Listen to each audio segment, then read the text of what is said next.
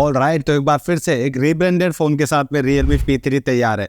यह है Realme का Narzo 70 टर्बो, जो कि इसके काफी क्लोज है। कैमरा सेम है, डिस्प्ले सेम है, हाँ कुछ अपग्रेड भी है तो कुछ डाउनग्रेड भी है। सवाल ये आता है कि आज की डेट में Realme Narzo 70 टर्बो आपको अमेजोन पर ऑफर वगैरह लगा के 15,000 रुपए से नीचे देखने को मिल जाता है, तो इसको लेना सही होगा या फिर थोड़ा सा बजट बढ़ाकर Realme का P3 5G परचेज करें। बहुत ही शॉर्ट और सिंपल तरीके से एक्सप्लेन करने की कोशिश करता हूँ। आई होप आपको वीडियो पसंद आए तो लाइक, शेयर और सब्सक्राइब करते हुए जाना। खैर, प्राइस पॉइंट के हिसाब से जैसा कि मैंने बोला, दोनों में प्राइस डिफरेंस तो काफी ज्यादा है। आज की डेट में Narzo 70 टर्बो इजीली आपको 14 से 15,000 रुपए के अंदर मिल जाता है। कूपन वगैरह हमेशा आपको मिल जाते हैं और बैंक डिस्काउंट लगा लो तो और भी सस्ता। और Realme P3 5G का जो ऑफिशियल प्राइस पॉइंट है वो 17,000 रुपए, लेकिन लॉन्चिंग ऑफर में ये डिवाइस आपको बैंक ऑफर लगाकर 15,000 रुपए तक मिल जाएगा। तो इस प्राइस गैप के अकॉर्डिंग दोनों डिवाइस के अंदर जो मेजर डिफरेंस है उसकी बात कर लेते हैं और शुरुआत कर लेते हैं इसके प्रोसेसर के साथ में, जिसको काफी हाईलाइट किया जा रहा है। तो Realme P3 पावर करता है स्नैपड्रैगन के 6 Gen 4 प्रोसेसर को, वही Narzo 70 टर्बो में MediaTek का 7300 प्रोसेसर है। AnTuTu स्कोर देखकर ये तो कंफर्म है कि Realme P3 ज्यादा पावरफुल है, लेकिन जो स्टोरेज टाइप है वो इन्होंने थोड़ा सा डाउनग्रेड कर दिया। Narzo 70 टर्बो के अंदर UFS 3.1 का था, बट यहाँ पर इन्होंने UFS 2.2 कर दिया। पर ये तो ऑन पेपर है, पर रियल लाइफ में अगर बात की जाए तो दोनों प्रोसेसर काफी अच्छे हैं, पावरफुल है। हाँ, P3 5G आपको स्लाइटली बेटर परफॉर्म करता हुआ नजर आएगा। ऐप ओपनिंग दोनों के अंदर अच्छी हो रही है, मल्टीटास्किंग दोनों के अंदर हो जाती है। रैम मैनेजमेंट UFS 3.1 होने की वजह से Narzo 70 टर्बो के साथ में थोड़ा सा अच्छा देखने को मिलेगा। बाकी गेमिंग परफॉर्मेंस दोनों डिवाइस के साथ में ऑलमोस्ट सेम है, क्योंकि दोनों डिवाइस 90 FPS हाई सेटिंग में BGMI को सपोर्ट करते हैं। गेमिंग वगैरह दोनों के अंदर एकदम स्टेबल हो रही है। 75 से 85 के बीच में आराम से FPS निकाल रहे हैं, कोई फ्रेम लॉस वगैरह देखने को नहीं मिल रहा, तो यहाँ पर कोई दिक्कत नहीं है। और अगर आप जायरो प्लेयर हो तो वो भी यहाँ पर काफी अच्छे से काम कर रहा है। लेकिन हमेशा की तरह टेस्टिंग के दौरान मैंने दोनों डिवाइस के साथ में थ्रोटल टेस्ट करने का सोचा। P3 का जो ग्राफ है ना वो ऑलमोस्ट ग्रीन के अंदर था, लेकिन Narzo 70 टर्बो में मुझे थोड़ा सा थ्रोटल करता हुआ नजर आया, जिसका सिंपल सा रीजन है कि स्नैपड्रैगन के जो प्रोसेसर होते हैं ना वो MediaTek के मुकाबले थोड़े ज्यादा अच्छे से ऑप्टिमाइज होते हैं। एवरेज स्कोर भी अगर आप देखोगे तो P3 5G के ज्यादा बेटर निकल कर आते हैं। हीटिंग वगैरह दोनों डिवाइस के साथ में कैसी है, तो देखो दोनों डिवाइस वेपर कूलिंग सिस्टम के साथ में आते हैं, तो जितना जल्दी डिवाइस गर्म होगा उतना जल्दी ठंडा भी हो जाएगा। हाँ, Realme Narzo 70 टर्बो थोड़ा सा जल्दी गर्म होता है, लेकिन ओवरहीटिंग जैसा कुछ नहीं है।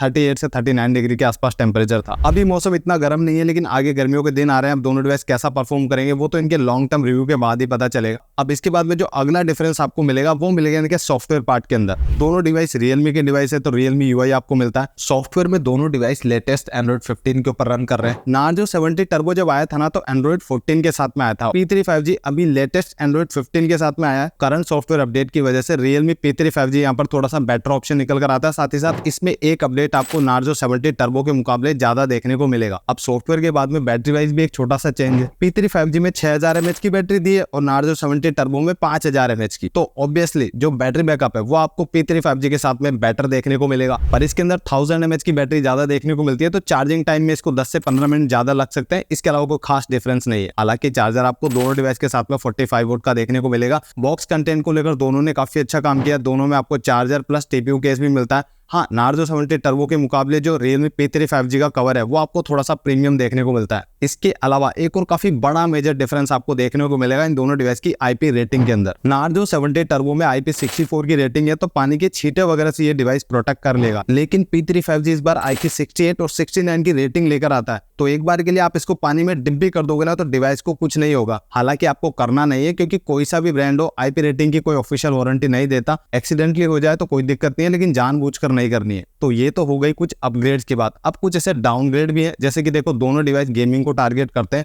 लेकिन 3.5 का जो ऑडियो जैक है वो आपको Realme P3 5G में नहीं मिलेगा, बट Narzo 70 टर्बो में आपको देखने को मिलता है। पर प्रैक्टिकली अगर देखा जाए तो इस फीचर का वैसे कोई सेंस नहीं बनता, क्योंकि अगर आपको डिवाइस के अंदर अच्छी IP रेटिंग देनी है तो ऐसे के अंदर आपको 3.5 का ऑडियो जैक तो ऑब्वियसली रिमूव करना पड़ेगा। तो इसी वजह से आई थिंक यहाँ पर 3.5 का जो ऑडियो जैक है वो इन्होंने रिमूव किया है। खैर, एक चीज बहुत ही अच्छी है कि डिस्प्ले वाइज कोई चेंज नहीं है। दोनों device full HD plus 120 hertz वाले AMOLED डिस्प्ले के साथ में आते हैं, जहां पर बेजल्स अच्छे हैं, डिस्प्ले क्वालिटी अच्छी है। YouTube पर दोनों डिवाइस 4K HDR को भी सपोर्ट करते हैं। कलर्स काफी अच्छा आते हैं, डीप ब्लैक्स काफी अच्छा आते हैं। इसके अलावा AMOLED डिस्प्ले है तो दोनों device under display fingerprint scanner को सपोर्ट करते हैं। साथ ही साथ जो आउटडोर ब्राइटनेस है वो भी दोनों डिवाइस का सेम टू सेम है। ये वाला पॉइंट मैं थोड़ा सा बाद में ऐड कर रहा हूँ। जिन लोगों को ऐसा लग रहा है कि दोनों डिस्प्ले के साथ में कोई फ्लिकरिंग इशू तो नहीं है, तो भैया देखो डिस्प्ले का फ्लिकरिंग इशू दोनों डिवाइस के साथ में नहीं है, क्योंकि दोनों डिवाइस डीसी डिमिंग को जो है सपोर्ट करते हैं। फ्लिकरिंग वाला जो इशू है ना वो आपको तभी नोटिस होगा जब आप इन दोनों डिस्प्ले को किसी कैमरा से या फिर मोबाइल कैमरा से वगैरह से देखोगे। इसके अलावा रियल लाइफ के अंदर कोई फ्लिकरिंग इशू नहीं है और 120 हर्ट्ज के रिफ्रेश रेट के साथ में दोनों डिवाइस काफी स्मूथ फील होते हैं। इसके अलावा दोनों डिवाइस ड्यूअल स्पीकर्स लेकर आते हैं, दोनों का लाउडनेस और डिटेल बहुत ही बढ़िया है। अब इतना सब कुछ बता दिया, लेकिन फोन की बिल्ड क्वालिटी कैसी है वो भी तो बतानी पड़ेगी। तो दोनों डिवाइस देखो देखने में बहुत ही अच्छे लगते हैं। दोनों में पॉलीकार्बोनेट प्लास्टिक मटेरियल का यूज किया है, दोनों मैट फिनिश के साथ में आते हैं, तो स्मर्चेस वगैरह नहीं आते। इन एंड फील की अगर बात करें तो दोनों डिवाइस के साथ में लगभग सिमिलर सा ही है। नार्जो 17 टर्बो आपको थोड़ा सा हल्का फील होगा क्योंकि इसके अंदर बैटरी थोड़ी सी कम देखने को मिलती है। बाकी बिल्ड क्वालिटी दोनों की काफी सॉलिड है, दोनों ही फ्लैक्स वगैरह नहीं करते।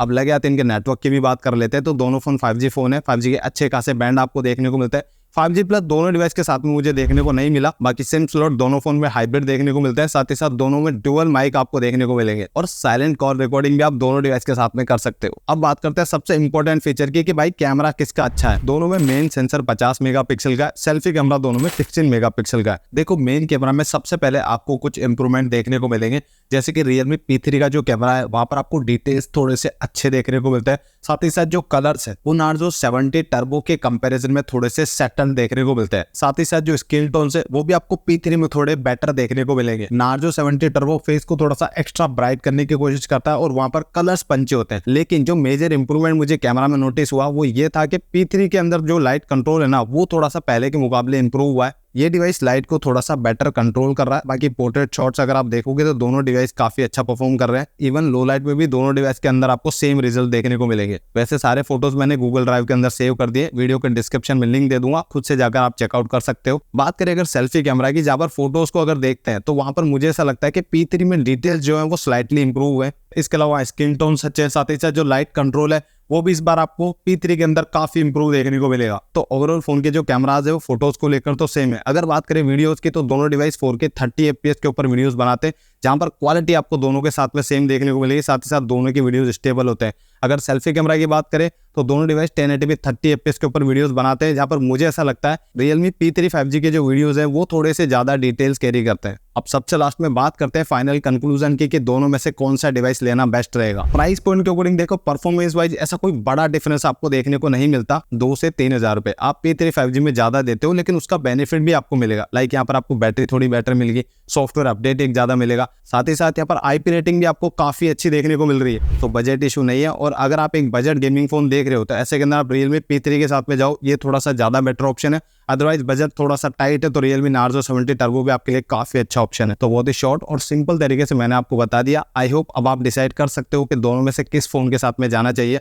अगर वीडियो पसंद आया तो लाइक शेयर और सब्सक्राइब कर देना, और दोनों डिवाइस से रिलेटेड कोई भी सवाल है तो नीचे कमेंट सेक्शन में आप मुझे पूछ सकते हो। मैं मिलता हूँ किसी और वीडियो में किसी नए टॉपिक के साथ, तब तक के लिए जय हिंद जय भारत।